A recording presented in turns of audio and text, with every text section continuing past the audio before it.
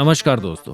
दुनिया की सबसे पावरफुल नेवी के साथ रेड सी में एक ऐसी घटना हुई है जिसने पूरी दुनिया को हैरान करके रख दिया है। दरअसल अमेरिका का एक F-18 super hornet fighter jet red sea में क्रैश हो गया है और इस घटना पर दुनिया भर में बहुत से आर्टिकल छापे गए हैं। लेकिन इस इंसिडेंट की सच्चाई क्या है? क्योंकि एक तरफ हूती रेबल्स का दावा है कि उन्होंने अपनी सरफेस टू एयर मिसाइल से इस एडवांस फाइटर जेट को मार गिराया और दूसरी तरफ अमेरिका का कहना है कि ये एक ट्रेजिक फ्रेंडली फायर इंसिडेंट था। तो आइए आज के इस वीडियो में जानने की कोशिश करते हैं कि असल में हुआ क्या है। दोस्तों, पिछले कल USS Harry S Trueman aircraft carrier से F-18 सुपर हॉर्नेट ने उड़ान भरी और अचानक रेड सी में क्रैश हो गया। इस क्रैश पर अमेरिका का कहना है कि उनके ही USS गेटिसबर्ग क्रूज ने गलती से इस फाइटर जेट को एनिमी एयरक्राफ्ट समझकर मार गिराया। लेकिन दोस्तों, ये जो फ्रेंडली फायर वाली बात है, ये बात कुछ हजम नहीं हो रही।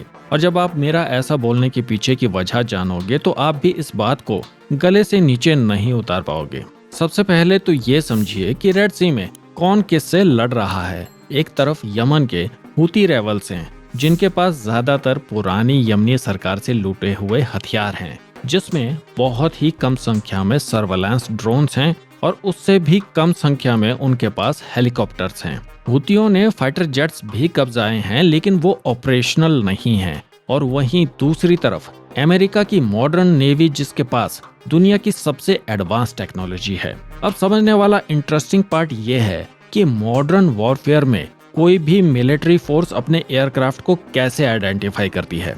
देखिए दोस्तों, इसके लिए हर फाइटर जेट में IFF यानी कि आइडेंटिफिकेशन फ्रेंड और फो सिस्टम होता है। एंड ऑब्वियसली ये सिस्टम F-18 हॉर्नेट में भी लगा हुआ है। फिर अमेरिका की इतनी एडवांस नेवी को अपना ही फाइटर जेट दुश्मन का कैसे लग गया? और चलो मान लेते हैं कि F-18 का IFF सिस्टम फॉल्टी होगा, लेकिन यहाँ एक और इम्पोर्टेंट क्वेश्चन राइज होता है। दरअसल वार्निंग प्रोटोकॉल के इंटरनेशनल रूल्स ऑफ एंगेजमेंट के मुताबिक किसी भी एयरक्राफ्ट को शॉट डाउन करने से पहले मल्टीपल वार्निंग्स दी जाती हैं। क्या USS गेटिसबर्ग ने ये वार्निंग्स दी थी? अगर दी थी तो F-18 के पायलट्स ने जवाब क्यों नहीं दिया? क्या उसका रेडियो भी खराब हो गया था? और दोस्तों, हूती रेबल्स का दावा है कि वो जल्द ही इस बात के सबूत पेश करेंगे कि उन्होंने इस F-18 को कैसे शॉट डाउन किया। और अगर हूती रेबल्स का ये दावा सही है तो अमेरिका की फ्रेंडली फायर वाली बात F-18 की साख को बचाए रखने के लिए फैलाई गई हो सकती है। क्योंकि ध्यान रखिए, F-18 सुपर हॉर्नेट एक ऐसा फाइटर जेट है जो अमेरिका के डिफेंस एक्सपोर्ट का एक बहुत बड़ा हिस्सा है। इसलिए इस इंसिडेंट का असर अमेरिका के ग्लोबल डिफेंस मार्केट पर भी पड़ सकता है। दोस्तों, आप क्या सोचते हैं? क्या ये सच में एक फ्रेंडली फायर इंसिडेंट था या फिर कुछ और? इस पर अपने विचार कमेंट्स में जरूर शेयर करें। अगर आपको ये वीडियो इन्फॉर्मेटिव लगी हो तो लाइक और शेयर करना ना भूलें।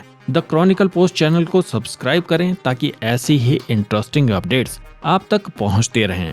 मैं विजय राजपूत आपसे फिर मिलूंगा एक नई अपडेट के साथ। तब तक के लिए जय हिंद।